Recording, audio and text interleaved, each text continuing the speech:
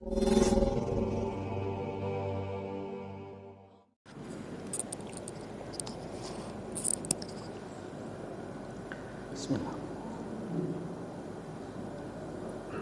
Assalamualaikum warahmatullahi wabarakatuh. Alhamdulillah, wassalatu wassalamu ala rasulillah, Nabiyyina Muhammad ibn Abdillah wa ala alihi wa sahbihi wa mawalah. La hawla wa la quwwata illa billah, amma ba'du. Qala Allah Ta'ala, a'udzu billahi minasy syaithanir rajim. Bismillahirrahmanirrahim. Ya ayyuhalladzina amanu kutiba alaikumus syiyam kama kutiba alal ladzina min qablikum la'allakum tattaqun. Hadirin hadirat Bapak Ibu jamaah salat Isya, salat tarawih dan witir, insyaallah nanti kita lanjutkan berjamaah rahimakumullah. Alhamdulillah, hari demi hari sudah kita jalani di bulan Ramadan yang istimewa ini. Sudah berapa hari ini Pak puasa kita? 4. Ada yang 5. Betul begitu ya Pak? Senin, Selasa, Rabu, Kamis, Jumat yang mulai Senin. Yang mulai Selasa, Rabu, Kamis, Jumat, 4 hari. Kira-kira kurang berapa hari lagi Idul Fitri ini Pak? Masih lama Pak ya. Insyaallah yang penting semangat istiqomah, kita optimalkan bulan Ramadan ini. Di antara hikmah dari Ramadan, khususnya ibadah puasa, adalah mengajarkan kita untuk terus mempererat persaudaraan, ukhuwah Islamiyah satu dengan yang lain, di atas segala perbedaan-perbedaan yang mungkin terjadi di tengah-tengah kaum muslimin.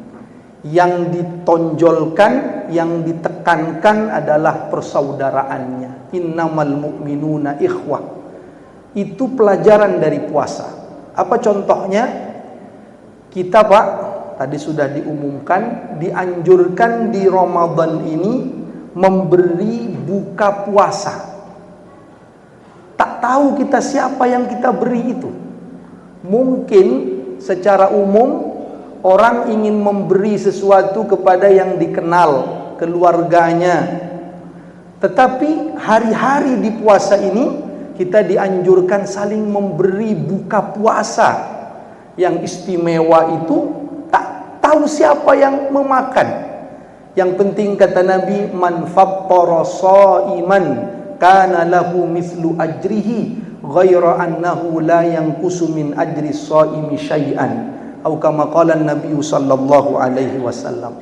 Siapa yang memberi makan orang yang berpuasa, entah siapa itu, kita taruh di masjid kita, siapapun bisa menikmatinya, maka dia bisa mendapatkan pahala puasa seperti orang yang diberi buka puasa itu, tanpa mengurangi pahala puasa orang yang diberi buka puasa itu.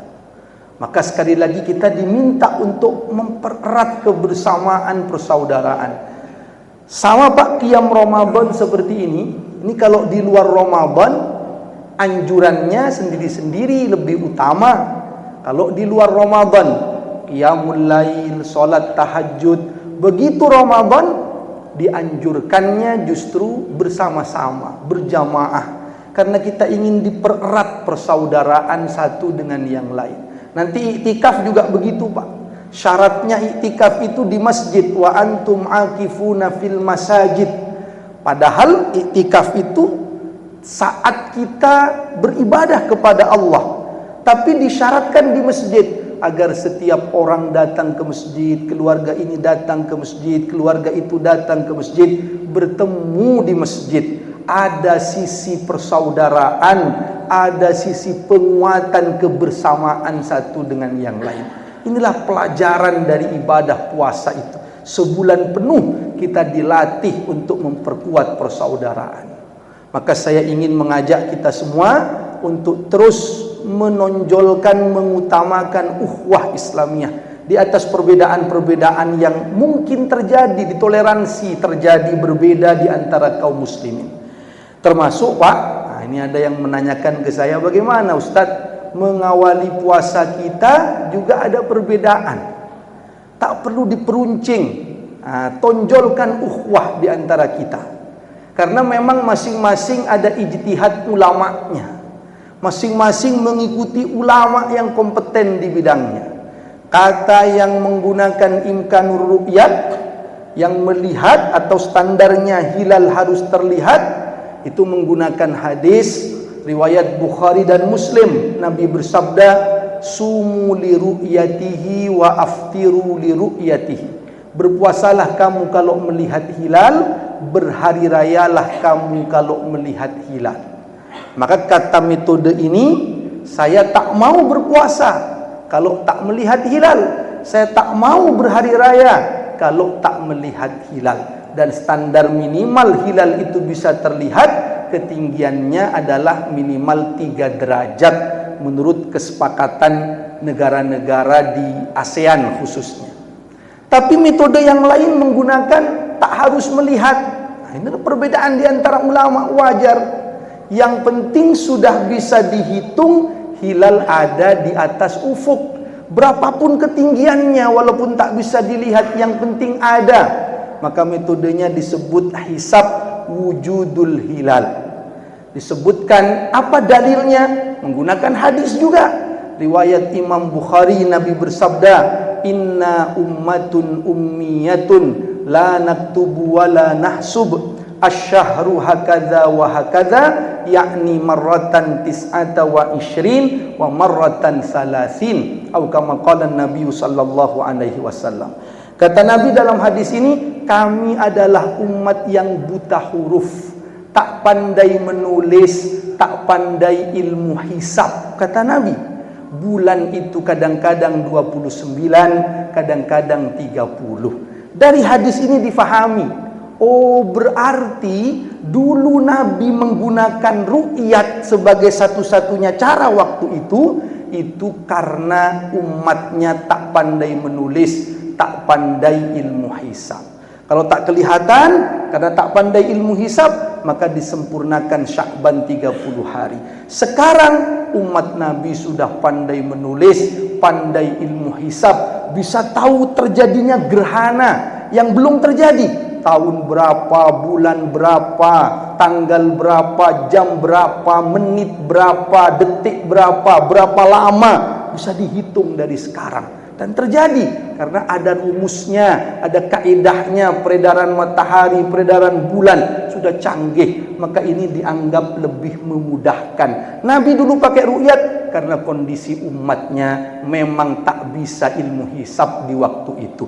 Ini biasa perbedaan cara pandang, cara ijtihad ulama satu dengan yang lain. Maka katanya jangan diperuncing Pak.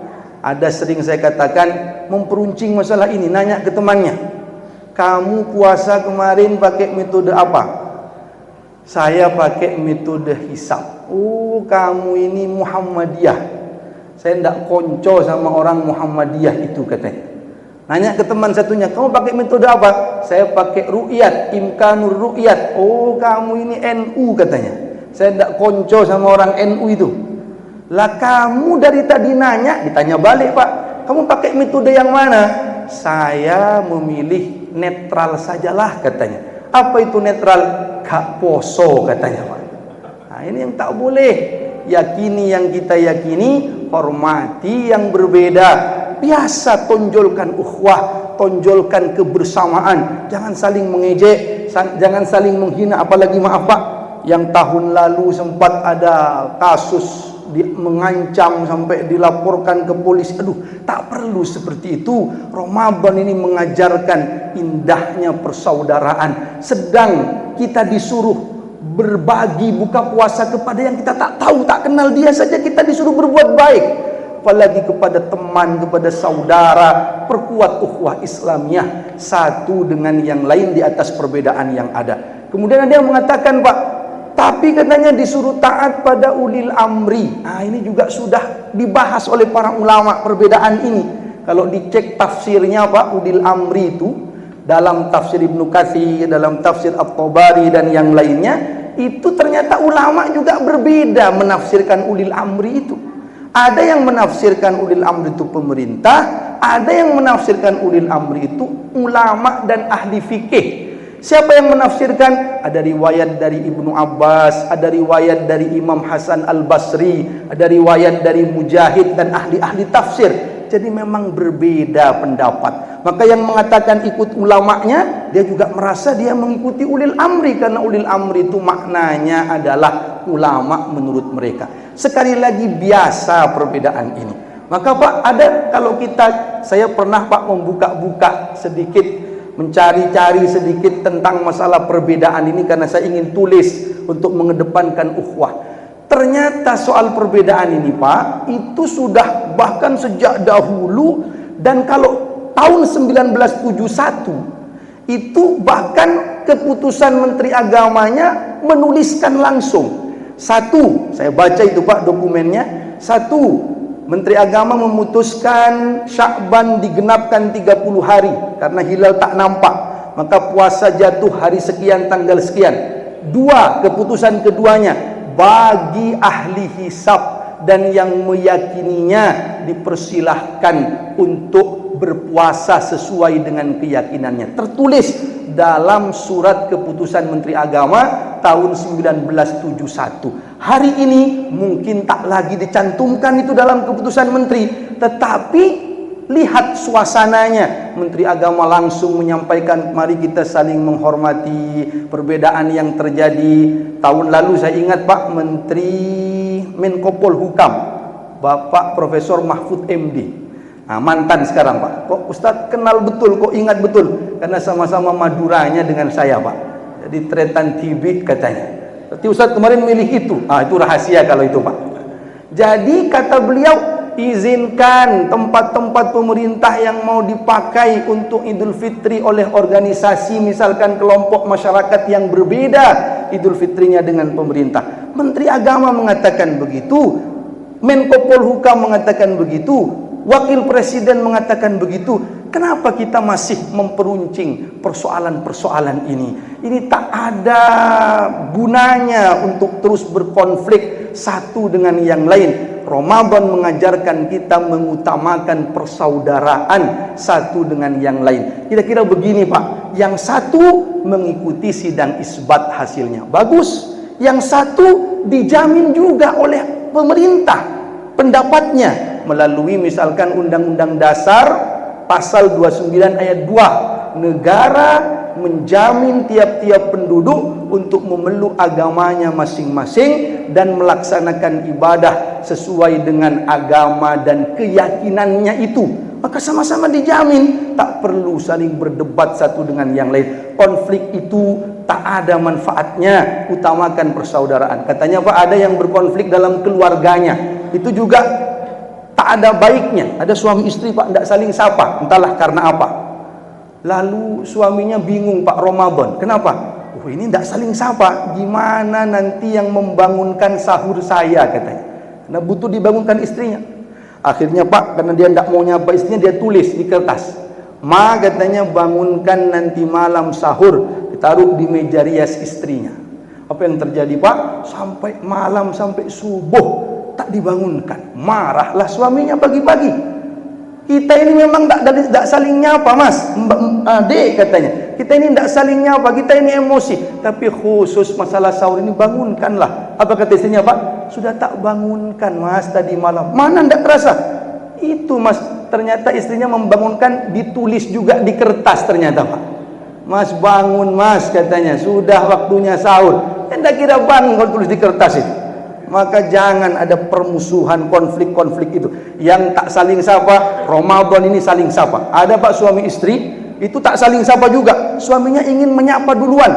nyapa bolak-balik, tak disauti sama istrinya. Apa yang terjadi, Pak? Suaminya pintar, Pak. Suaminya ternyata nyari barang di rumah itu, dibongkar lemari, dibongkar rak, semua dicari, dibongkar semuanya. Akhirnya jengkel istrinya, keluar kata-kata, nyari apa sih mas dari tadi, katanya. Apa kata suaminya? Nyari suaramu, dek, katanya. Ini bagus ini, Pak. Apa pengalaman pribadi Ustadz? Mirip-mirip lah dengan itu kalau saya, Pak. Jadi artinya, Pak, kedepankan ukhuwah, kedepankan persaudaraan satu dengan yang lain. Ada bapak-bapak nanya ke saya terakhir, Pak, kata bapak-bapak begini, Ustadz, gimana Idul Fitri nanti? Apa beda lagi? Untuk Idul Fitri nanti sama-sama, Pak, karena ketinggian hilal sudah tinggi, sudah masuk, baik bagi yang berpendapat ilmu hisab atau yang berpendapat harus imkanur ru'yat, sudah tinggi. Bapak nanya lagi, betul ya Ustadz Idul Fitrinya sama ya? Sama, Pak, saya bilang. Jangan sampai beda loh Ustadz, betul ya? Betul, Pak. Saya tanya, kenapa Pak kok segitunya nanyanya? Soalnya Ustadz, katanya, kalau Idul Fitrinya 2 kali, anak istri itu minta belikan baju lebaran 2 kali Ustadz, katanya. Ini pusingnya ya. Maka Pak, nanti Idul Fitrinya kita sama-sama, Ramadannya berbeda, wajar, rajut ukhuwah. Jadikan persaudaraan yang utama, kita khusyuk dalam ibadah Ramadan, keluar menjadi pribadi yang lebih bertakwa kepada Allah Subhanahu wa taala. Akhirul kalam, wassalamualaikum warahmatullahi wabarakatuh.